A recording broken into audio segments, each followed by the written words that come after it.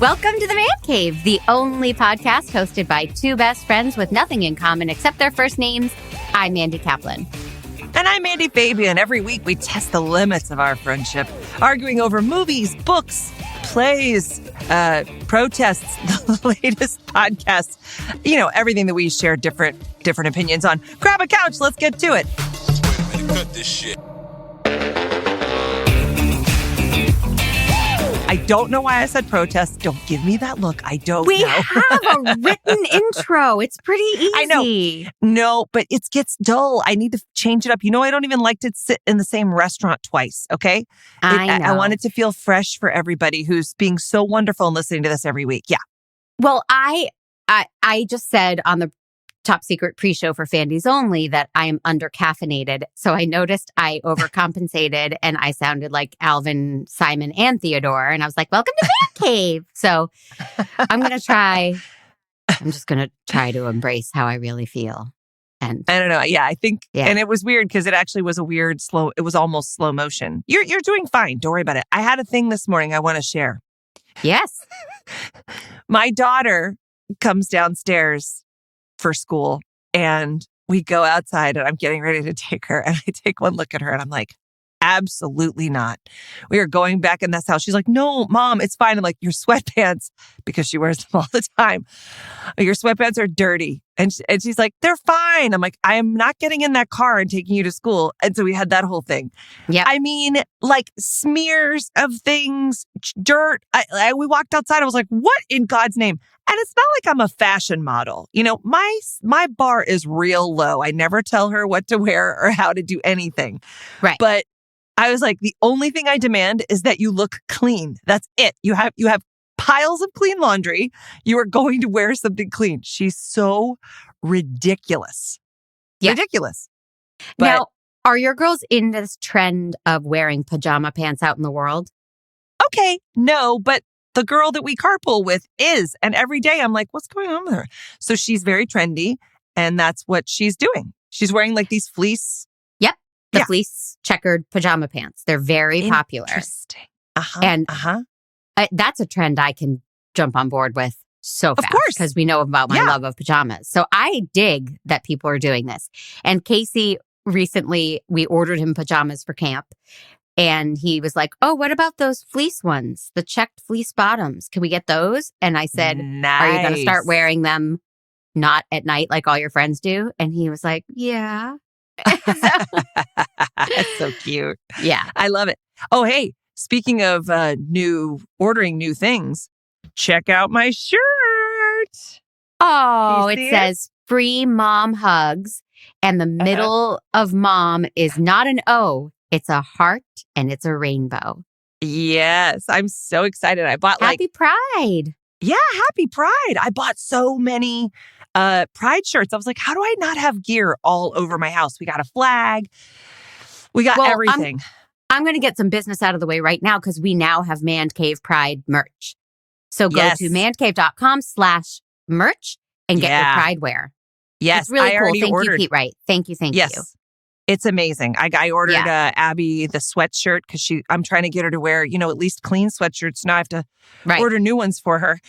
And I got myself a t-shirt. I'm all excited. Great. Oh, yay. Yeah. I'm going to wear that shit every day of the month and start all my sentences with gay. Yeah. I'm real tired. I'm ready to just be like, okay, everybody, here we are. Let's do this. It feels like we took just a million steps backwards. And you have a song that everyone should check out. I Love the Gays. Yeah. If one of us remembers to post the links on that's a Discord. great idea. I Love the Gays. I will. You wrote 12 years ago or something. Oh, it was, 2008. 15. So, okay. Yep. That's when Prop 8 was being debated in California to support gay marriage. Yep. And you wrote this really funny, great song. You filmed a really fancy music video. You had a really amazing backup singer. Oh, yeah. Ooh. But yeah, it's a great song. And then it felt like it worked. Yeah. We don't need to fight that fight. Yeah. We got gay marriage. And now here we are. you know what? It's fine. We don't have a crisis of morality or integrity. We have a crisis of geography. There's just the people that are empathetic and warm and all of that and like get it are just in. I think they're just all bundled up in places where their votes don't matter as much because we all like-minded live together. So There's just a lot of people that don't feel that way, that are getting all revved up on Fox News and whatever. It's just a crisis of information and geography.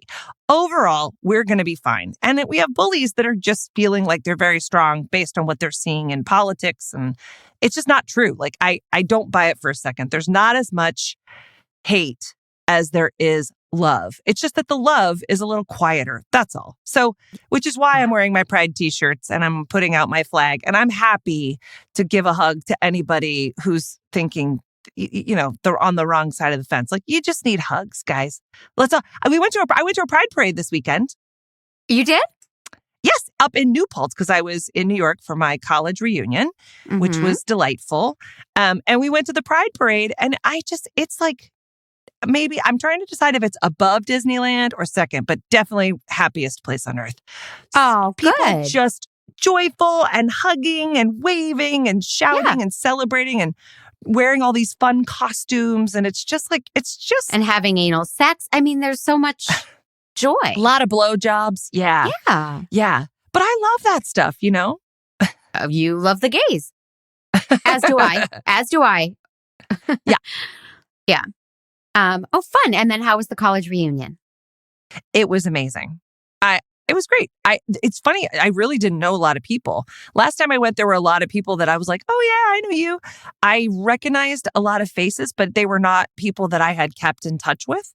So, but it was fun to just remember like, oh my God, these are all strangers that I love, even though they're total strangers. And a lot of them, they had 2 screenings of my movie and people came and they laughed. So it was not just my class. It was other classes that came, there were like kids that had just graduated 5 years ago and kids that graduated 5 years behind me. And yeah, it was really great. So I had a lot of support, and we're going to be in San Francisco on June 20th, Tuesday, June 20th, for the North American premiere at the Frameline Festival at the Castro. I have to fill 1,400 seats. So if anybody listening is in San Francisco, please do go to frameline.org and get tickets to go see Just Plus None.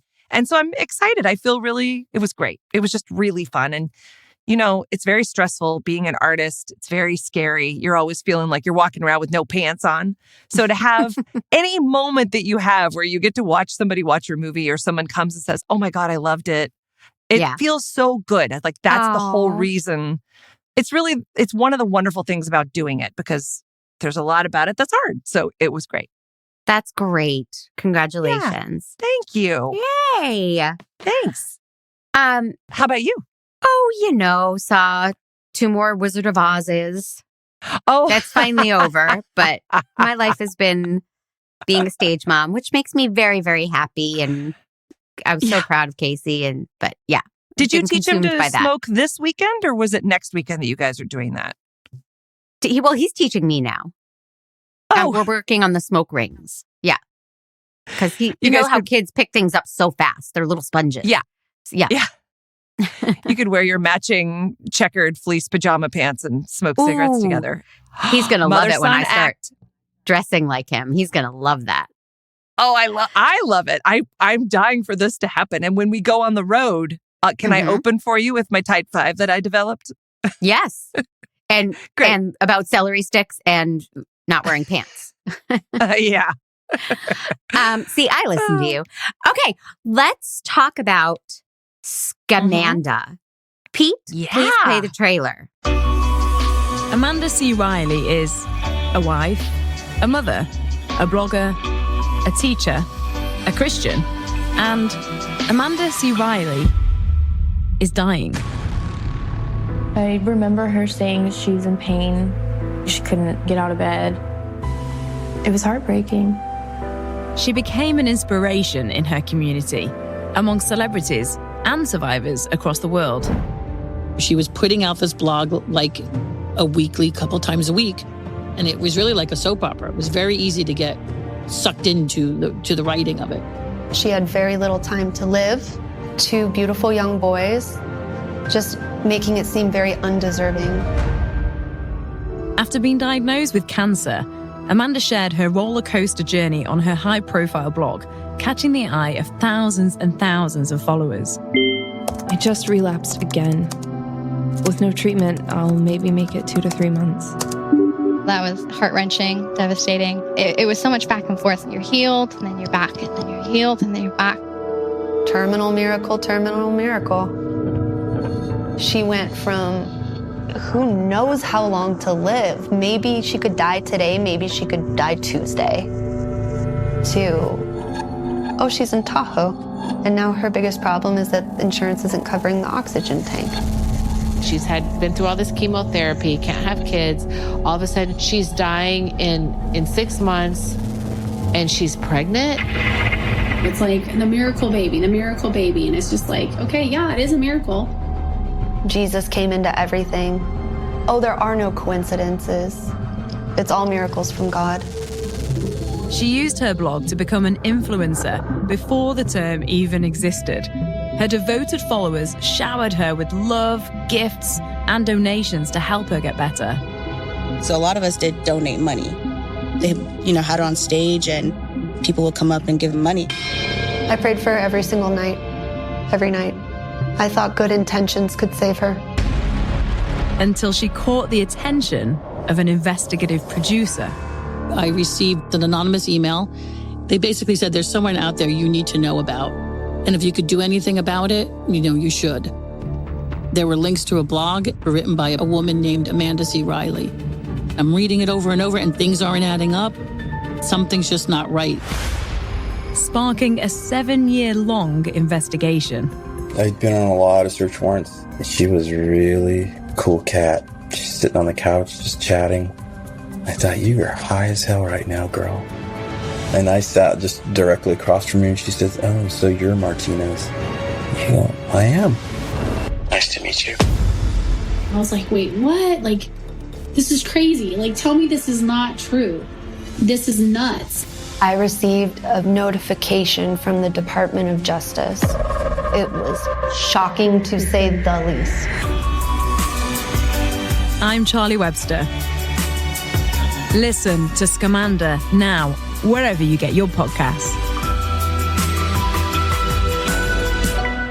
They have released 5 episodes as of this recording, but when people hear this, there might be a 6th one. And the trailer really got me hooked, and it says it all. And we've heard these stories before. I feel like I used to hear these on Phil Donahue and Oprah, stories about people who scam the system and claim they are dying, and they're not dying. It's so crazy because I'm trying to think. I read a screenplay once where somebody had cancer and then got so much out of having cancer and then found out that they didn't have cancer, but then didn't tell anybody that they didn't. So I've heard that story, but I don't think I have a terrible memory, but I don't think I remember hearing someone going this far with this. And it's really confusing to me because in the beginning of the podcast, she says, she's at the hospital. People see her at the hospital, or they say they just came from the doctor or whatever. So it's confusing. Yeah. Well, and 5 episodes in, how many did you listen to? Well, I listened to all that were available, I think. Okay. So we still don't know how she's pulling this off. We're going to learn, or they wouldn't have made a podcast. We're going to learn. But Amanda goes well beyond what I saw on Phil Donahue 20 years ago. That was, I called my church and I said I had cancer. So my church held a fundraiser and sent me some money, and whoop-de-doo, I went on a cruise, right? Stuff like that. Maybe that's my story. But, oh my God. But that was before the internet. And that's before you had to have, as people say on reality, the receipts.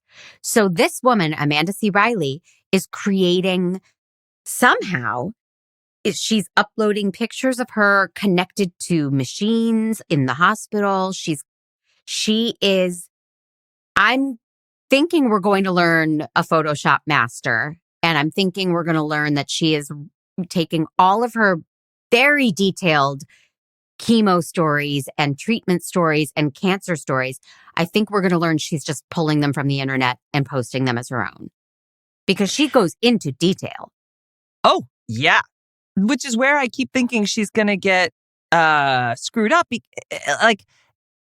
Because there's pretty early on, there's a private investigator lady who's a journalist who starts to dig into this because someone says, hey, this isn't right. You should look into it. She receives an anonymous email. Yeah. I have your next story. This woman's claiming she has cancer, which I think is nuts. Right? Yeah. And we have to find out who sent that email, right? At some point? Oh, I hope so. Yeah. Yeah. So she starts to look into this, but she's combing over it so specifically, and she's cross-referencing all of the things that she's saying, trying to catch her in a lie. And from what I can gather, she hasn't caught it just yet. Although she said a couple of things didn't add up, but we don't know what that is yet. I will say, there is a little bit of, as I was listening to the beginning of it, I thought, I feel like I'm hearing the same thing over and over again, right? Yes. It's very stretched out. And it's a lot of ladies with vocal fry talking about at church, she was so believable and we raised money at church. And we're hearing too many of those. Yeah. I would like to weed those out and have it be about the people she directly affected. Yeah. Yes, it's for the first several episodes, it's a bit of she was doing this and just basically painting the picture of who, if you didn't know it was a scam, you would be seeing, right? Stories about her, all the great things she was getting because of her cancer, even her calling her cancer a blessing because of all the support and all of the amazing experiences that she's offered. It's really... Yeah. Can we pause because you said amazing? So sure. I wrote a character recently who says amazing too much because I think that's one of those things that people just, hashtag amazing. Everything's amazing. This person's amazing. And they have an actress reading her Amanda's blog posts, and she overuses the word amazing so much. It tickles me and it makes me think, yeah, I was onto something by having my character do that. So pat on the back for me. Amanda uses all the things in her speech that I can't stand. Her hashtag bonus daughter. Calling her stepdaughter her beautiful, amazing bonus daughter. Beautiful bonus daughter. It is that is an interesting story in the first 3 episodes. Okay. Mm-hmm. Yeah. There is the whole thing of Amanda was a friend of a family, right? Mm-hmm. And it was Corey and his wife. What's her name? Alita. Alita. Yeah. Corey and Alita and Jessa, their daughter. Amanda is friends of the family, friends with Jessa. And then a teenager. A teenager. And then Corey and Alita are getting a divorce and he ends up with Amanda less than a year later, right? Mm-hmm. And then Corey and Amanda end up suing Alita for full custody and trying to claim and paint her as a bad mother. Yeah. So I wonder if we're ever going to hear from Corey. Probably not. I doubt it. We will never hear from Corey or Scamanda. But that was what the hell is going on here? Because they sound so normal. Right. In the last episode, there was one person who said, when I would see Corey, he always looked like they had just had a big fight and he didn't want to be there.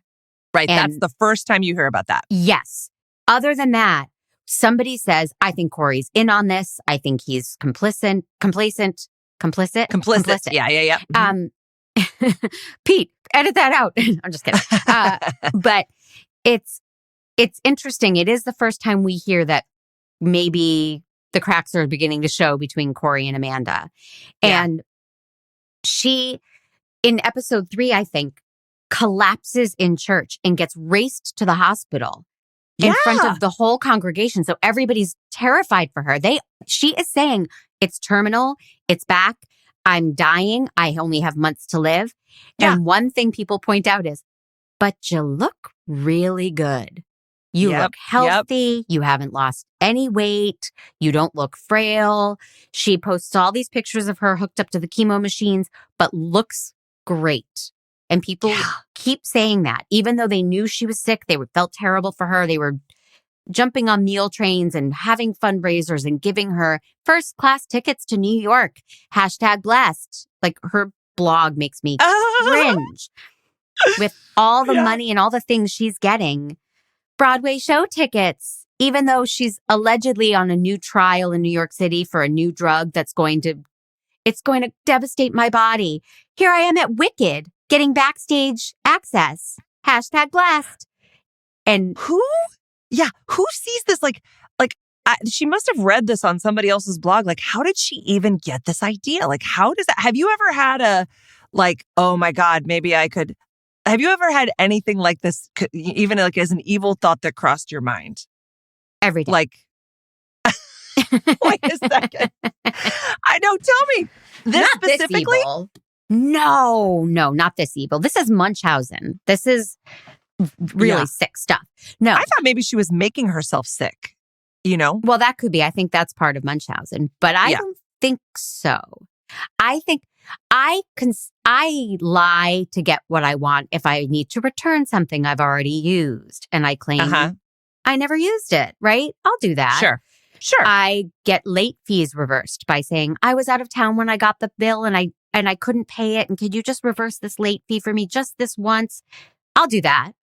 Sure. Does that make me a scam artist? A scamanda? It is. I don't know. That's pretty basic. I mean, that's like a little white lie. And it's a company that you're like, it's fine. Macy's. Oh, companies only. I would never try to scam one person. It has to be a company, a major, you know. That's the if thing I that shopped feels... at Walmart. Yeah. Like, so Delilah had that little bake sale for the Nature Conservancy, right? That was the charity that they decided. And we had all this cash from the lemonade stand just sitting there. And I for a second I was like, well, I could just take that cash and she would never know. But I didn't because I wasn't going to. But I did also think of also diverting it to a charity that I really wanted her to donate to. You know what I mean? I was like, let's give this to Food on Foot. That's a way better. But, but it was, but so little things like that I could see in that moment. I was like, oh, you could say that you could get your children to sell lemonade for charity. But even that is like $100, right? The hugeness of will you please, I even get uncomfortable with like GoFundMe's and Kickstarter things for creative campaigns, I totally respect and admire it. And especially this deep into doing indie stuff, I'm like, holy crap. The system does not support this kind of art at all. So you really do need people who believe in it and want to fund it. And that's exactly how this has to happen. Right. Yeah. As long as it's real. Right. I wonder if anybody has ever done a Kickstarter for a project and then never did the project, Oh, I'm sure. Yes. Yeah. I'm sure some of them, the project crashed and burned and they couldn't get it across the finish line and they felt terrible. And I'm sure some of them were total scam artists. That's my theory anyway. It also is this thing where, me, I'm like, I want to secret everything. I would never, ever, ever be like, so I have cancer, so it's fatal. Because I'd be like, oh my God, I'll be dead in a week. Like, even if I'm perfectly healthy when I start saying that will affect me, right? I can't imagine. It's pure evil. And we don't know yet why she's doing it or how it all came to be. This episode ended, the 5th one, with, and her mom is buying a vacation home. Yeah. So something is starting to smell real off. Oh, and now the police are involved by episode 5. Yes. Jose Martinez. Yes. He sounds on the great. case. Yes. That poor guy, he's the financial crimes guy, and the department gets, what do they call that? Downsized.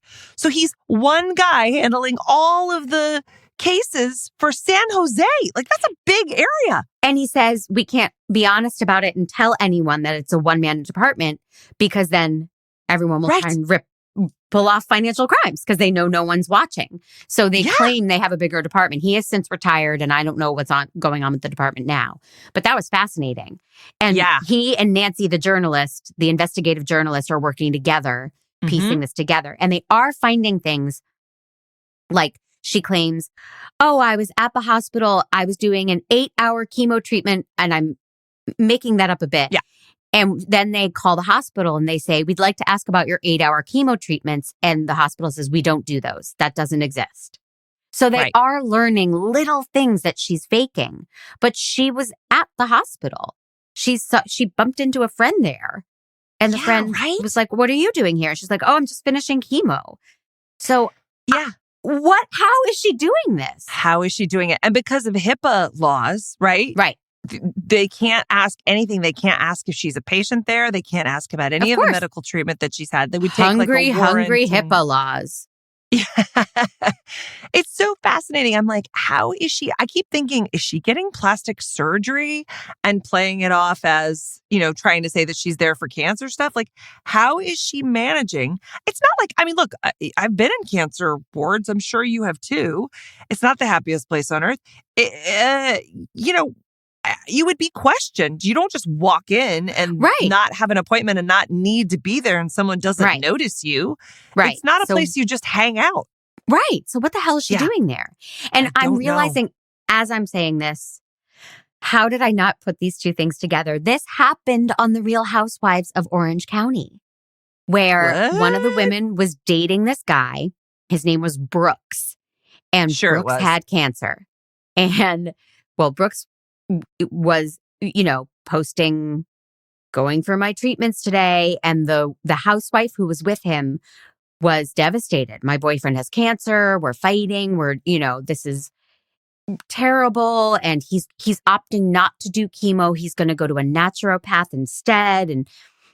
And the housewives smelled something fishy and they started digging up that he had claimed he had cancer like 20 years prior.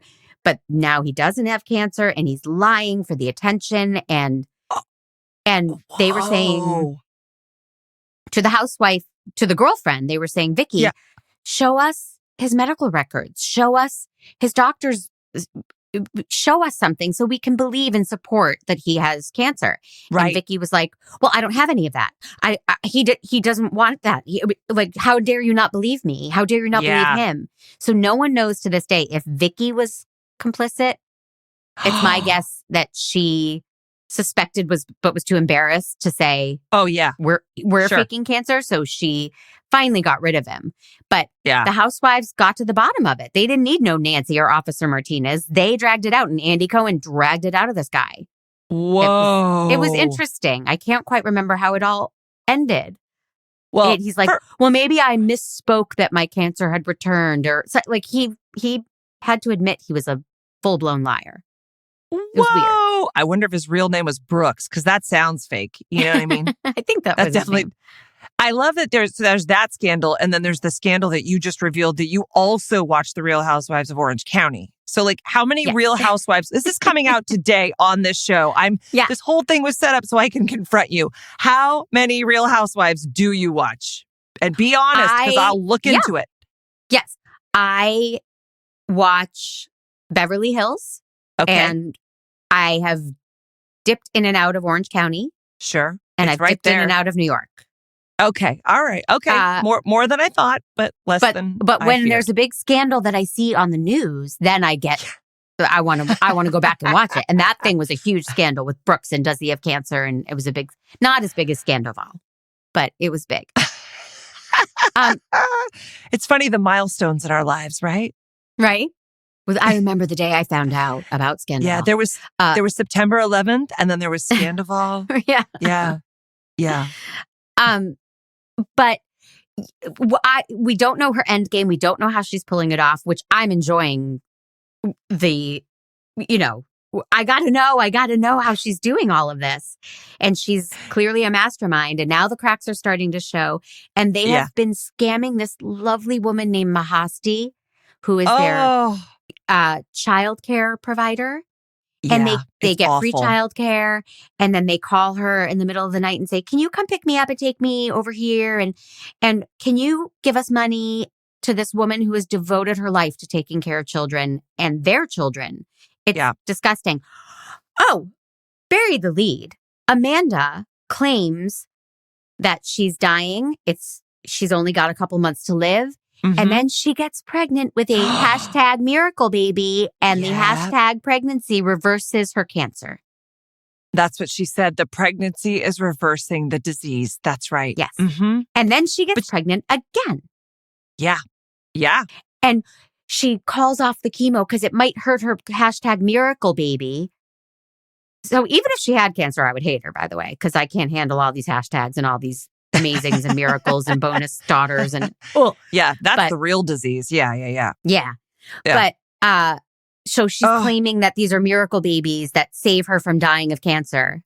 Yes. But and of course, everybody wants to hear something positive and a miracle. She told that story about how she had this treatment that was exactly $1,300. And she told a woman that she was going in for something, but she was being vague. And the woman was like, oh, you have to have an endometriosis or whatever the word was exactly.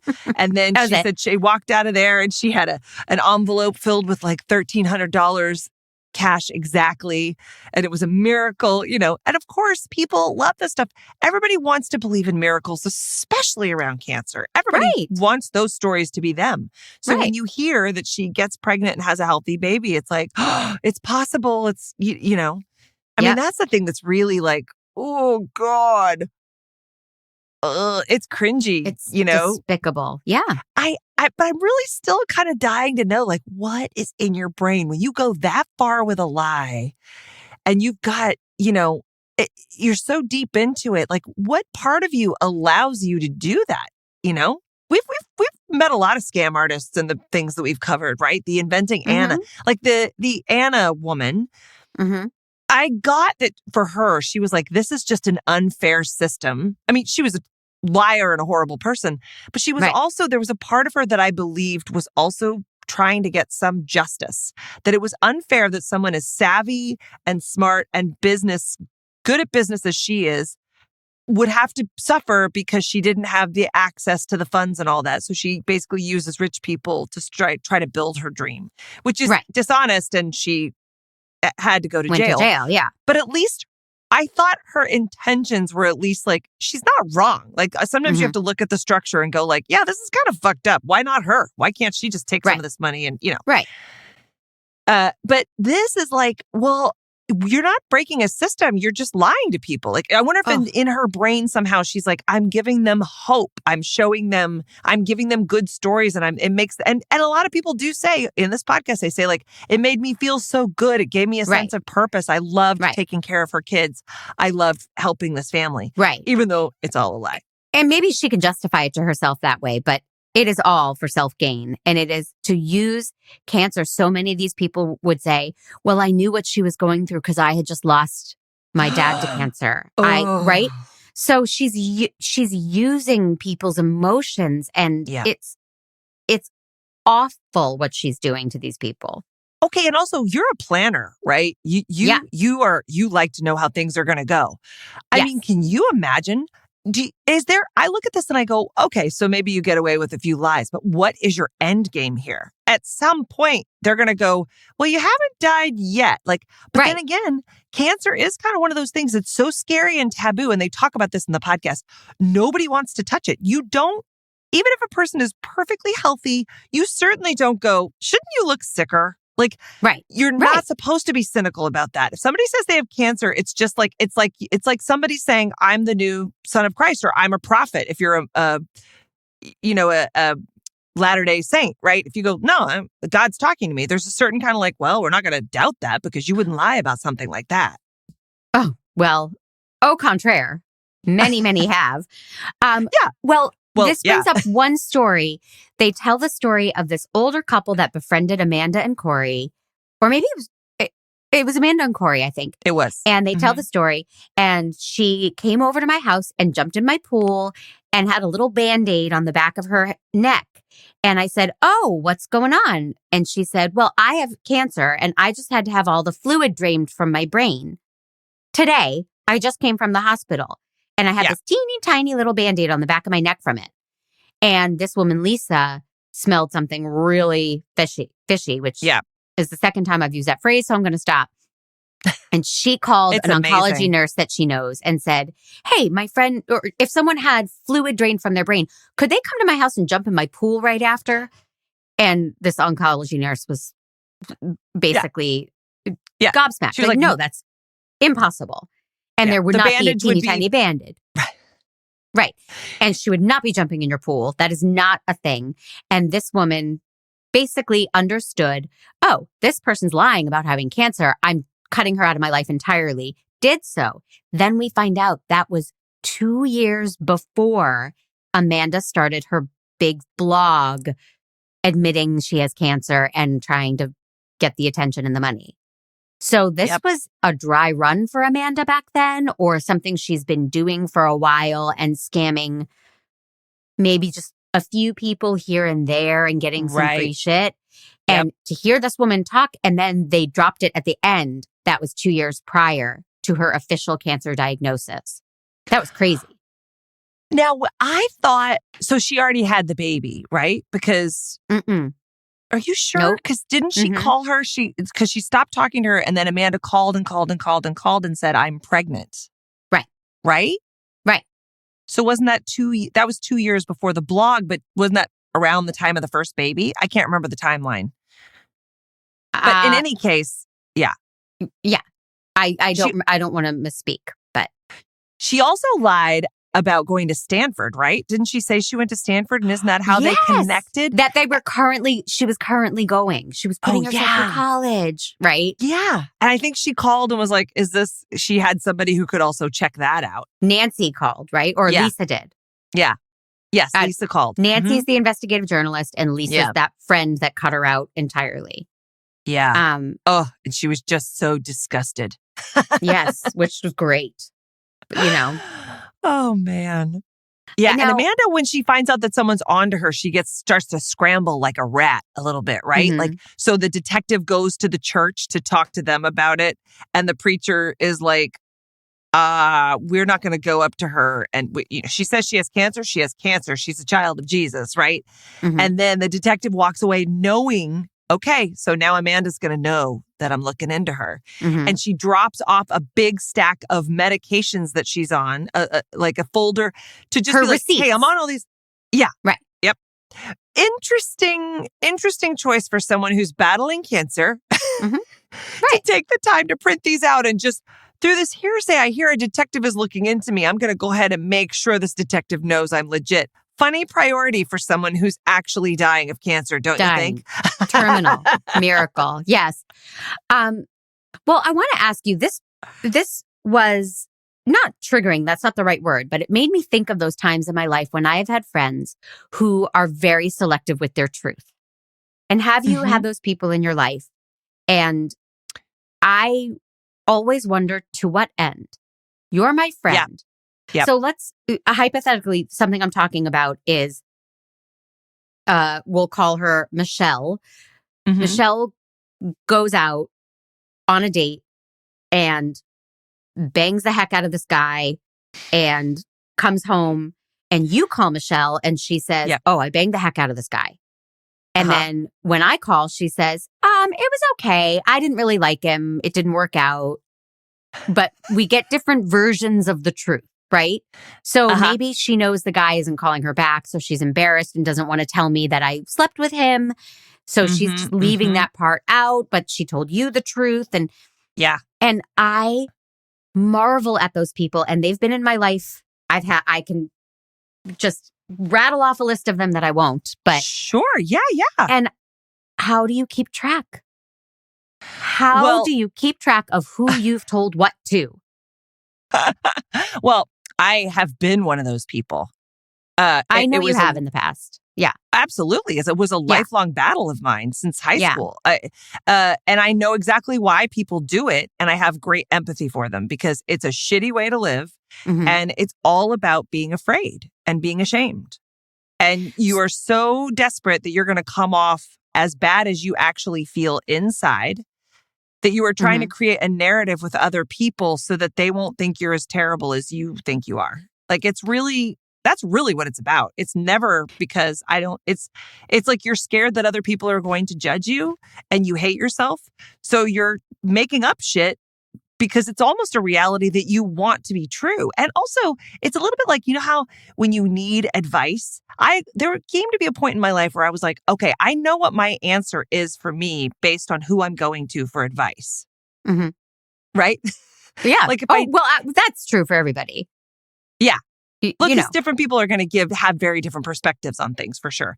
But different areas of life that, when I need advice about this, I go to my mom. When I need advice about this, I go to Mandy. For sure. That makes sense. Yeah. No, but the other is psychotic. It's very like, like when you have affairs, it's very duplicitous and your brain splits. And it's so exhausting and horrible to try to keep up what you've said to whom. It's an awful way to live, but you're doing it because you're ashamed and you can't deal with your own truth. Like, it's very much why people double down on cults or conspiracy theories or lies that they have told everyone that now they believe themselves. Because to go back and to even admit that you might have been wrong, or that to even admit that you told a lie out of this complete knee-jerk reaction, it's awful. And you don't want to admit that you're that scared and ashamed and alone and fearful of other people's opinions. But how did you keep track? I mean, Scamanda has the benefit of it all being online, right? She's got this blog that she takes down periodically and then pops back up. So she can look back at her records. But back in the olden days, and that's an example that I think would have applied to you, right? You went on a date, you did something you're not quite proud of or whatever. So you tell me nothing happened. You tell somebody else, oh, I banged him and I'm not going to see him again. How do you keep track? And then I married him. No. But we pass by the guy on the street and I go, oh, that's the guy. It's exhausting. And you're like, wait, what did I tell her? What did I tell her? Does she know I slept with him? Does she not know? I can't remember.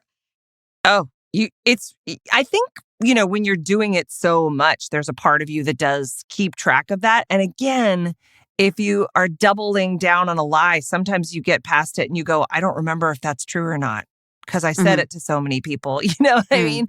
There's some big lies that you go, if it's a big secret, like something you really should not be doing and you're really embarrassed by, there might be one friend who is genuinely not going to judge you and genuinely will be there for you. And then you tell that one person and they are the only person that knows. Because we know I'm too judgy and I know that's not me. Well, that's not necessarily true. I told you a lot of things that I knew. Your judgment was helpful because you were never like, you're a dumb piece of shit. You were like, okay, that's not great behavior and you're doing it again. And I'm just here to witness it. And I'm like, I know. And I'm going to do it differently. And then you'd explain to me how to do it differently. And then I wouldn't because I couldn't even fathom that. And then finally I got it. Right. Well, you never did anything that I would have truly I mean, if you told me I've been telling everyone I have cancer and I don't, I mean, there would be some judgment. No, that's with my Tennessee friends. I have that blog in Tennessee, but not here in California. No, right. Well, I mean, this to me is endlessly fascinating. Scams are fascinating. She is fascinating. The actress Kendall Moore, I think her name is, who's reading her blog posts is wonderful. She sounds so really realistic and evangelical as she's reading. She's great. So I cannot wait for another episode. I'm dying for more answers. And I think they're going to start coming. Because now that we've met the cop on the case, it feels like it's coming. So I definitely want to know how it ends. But as I was listening to it, I was very like, I feel cheated. Kind of like you felt with the Angel City documentary. This for me, I'm like, you're telling me the same thing over and over again and you're dragging this out. Like, we all know, like, I know it's coming, but it's like they're dragging it out. Like even, up front, like she's got to be lying, but then it goes on for like 3 whole episodes. I'd love it to be shorter. I listen at 1.25. It helps. Oh, well, maybe that's what I'm not doing. I don't know. You know what? I'll have to look into that. You don't even notice. If you're used to 1.25, you don't even notice. Oh, man. It sounds like normal people. Yeah. I got into like 1.75. And then, Oh, yeah. If I need the information, but I can't wait for it, I get in there. All right. Well, would you recommend this to people? Can we give it man jobs? Oh, yeah. Let's give it man jobs. I would give it like a 3. Sounded like Molly Shannon just then. It was crazy. Mandy Shannon. I love it. I would give it 3 man jobs. Like if you're desperate for a podcast and it's sort of interesting and I like the voices and it's sort of interesting and I am interested in what happens, but I don't think it's the best podcast. Like it feels a little bit like, ugh. Yeah. I'm not a waiting big for fan. another one. Okay. Yeah, I'm a big fan. I'm going to give it 4.25. And thank you to Megan for sending it our way, because I love true crime, and I particularly love it when it's not violent, because that's so hard. So That's this true. is nice to be invested in a true crime, but I can't wait. Yeah, it's just long, but the story is very interesting. And I am dying to know, what is the psychology of saying that you have cancer when you don't? How? Well, hopefully we'll get to it. I know. I'm excited. Okay, we're going to quickly do our business. I already told everybody about our merch. Yes. But I have not told them that the Mandcave is a production of True Story FM, engineering by Pete Wright, and music by Ian Post. And please, please, please, if you're listening on Apple Podcasts, give us 5 stars, reach out and write a review for us. It really helps us get seen, and we'll give you a shout out on the next episode. Yes, we love it. And if you'd like to support us, instead of going out and getting that latte, why don't you go become a Fandy? It's $5 a month, like nothing, less than most streamers. It allows you all this famous glimpses into our celebrity-studded lives, behind the scenes. We got bonus content and pictures and things. And also you can join us in a special Fandy room on Discord, mancave.com/Discord. It's a chat app where we talk with people. Oh my God, which reminds me, we'll get to this after. But so please do join us. We love our community. We absolutely love our Fandys. This podcast is a blast. We love doing it and sharing it with you guys. So thank you for all the support.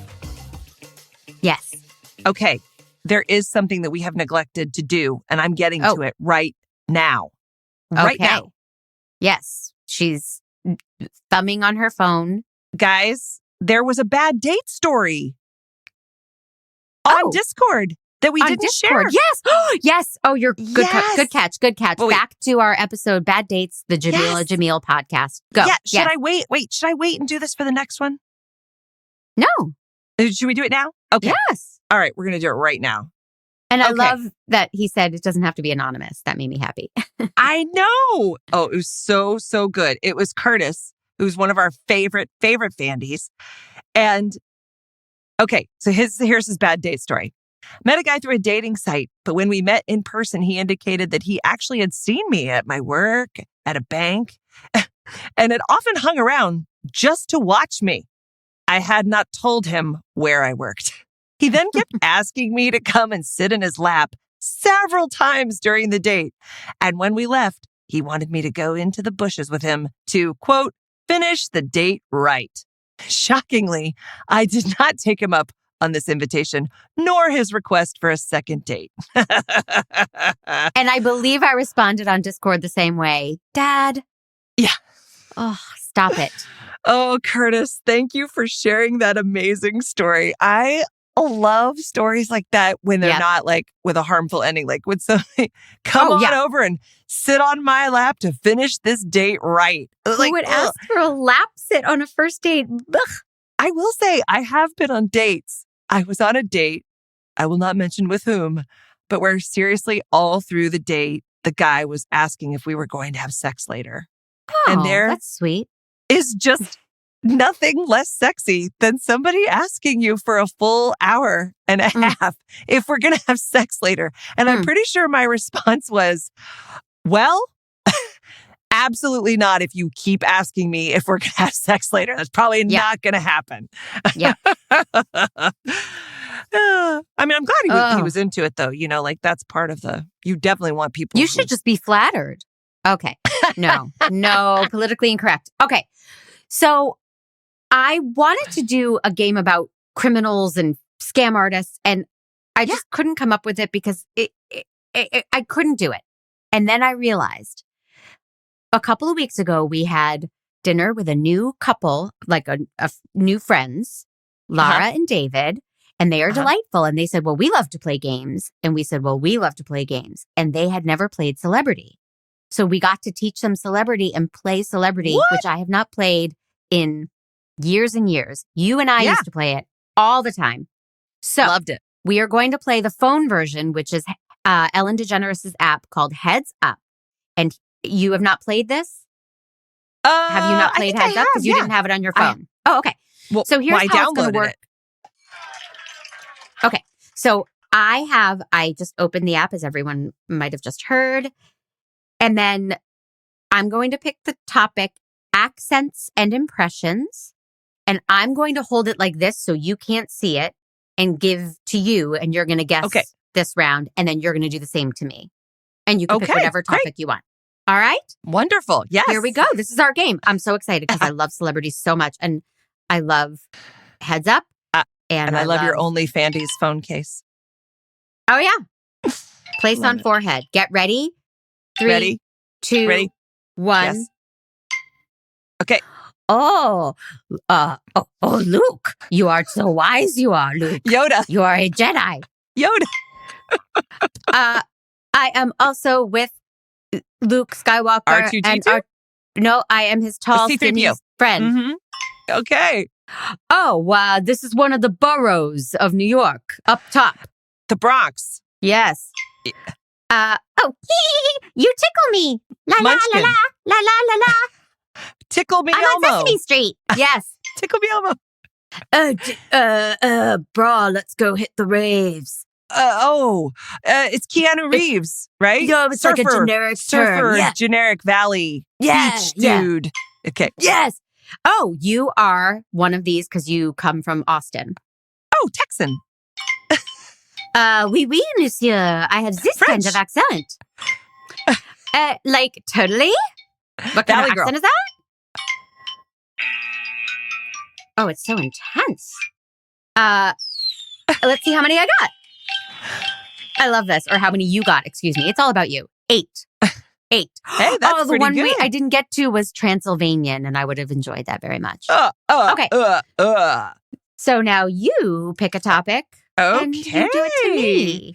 Well, this is fun. And are you allowed to say, like, are you allowed to... You could just read the word right to me to make it go faster. Okay. Let's do... I'm really tempted to act it out, but that won't be as interesting for everybody. Okay, let's do blockbuster movies. All right. I don't see an accent. Here we go. All right, here we go. Okay. Oh, it's a little, there's a little deer and she's in the forest. It's Bambi. a Disney movie. Yep. Bambi. Oh, okay. And then, this is the one. You should be afraid of me. I have pointy ears and I'm like a rodent that flies with a cape. Michael Keaton. Batman. Thank Batman. you. And this is Zac Efron. He was super cute and they did like 3 of them. High School Musical. Yeah. This is A Dream is a Wish. Oh no, that's the other one. The one who goes to the glass slipper and the carriage. Cinderella. Yeah, there we go. Blockbuster? Oh, I don't even know what this one is, but there's 2 of them and they reflect. It's like what the queen would have looked into. Yeah, I didn't even know that was a movie. All right, and this is the one. She's maybe Asian. She fights. She's a kung fu. It's one word. Crouching Tiger, Hidden Dragon. No, Mulan. Yeah, Mulan. there you go. Yep, and then this is the one with Rachel. It's a terrible. Oh God, they write in it. It's a romantic thing. I can't remember. What's her name? Rachel, the actress, Rachel McAdams. McAdams. Yes, The Notebook. The Notebook. Yeah, that's what it was. I've never I'm so seen. sorry. That wasn't very good. All right, you got one. You got 6. Okay. But I didn't. It took me a second to know I had to go like this. All good. good. I like and that. It's all fun. And yeah. Oh, whoops. It's making me place again. No, I don't want to play again. No. Oh, wait, I just took a screenshot of it. Jesus Christ. Stop it. How do I get out of When this? iPhones attack. Help me. Somebody come help me. All right, that was okay. fun. What are we gonna do for next week? Well, it's a big one. It's going to involve you putting up your big girl pants, enjoying those legs and feet as you walk into a movie theater to see The Little Mermaid. Yay! Excellent. Well, good. I'm glad you're happy about that. If you had assigned me I'll that, wear I would my have been pajama like, really? pants. Yeah, definitely. It's what all the I'm kids curious. are doing. I'm curious. The cast is so good. So I'm curious about it. Yeah. All right. All right, Well, great. There you go. Let's go get wet. That didn't sound right. Oh, boy. Love you. Bye. See you next week. Awkward.